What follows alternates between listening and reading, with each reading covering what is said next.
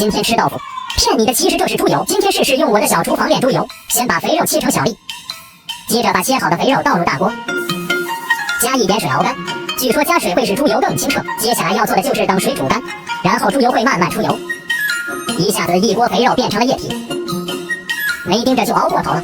猪油过滤到碗里，放冰箱冷藏去了。猪油渣里撒点50粒的盐，搅拌均匀，这玩意儿可香了。猪油用来拌饭吃，那叫一个香。现在来尝尝猪油渣。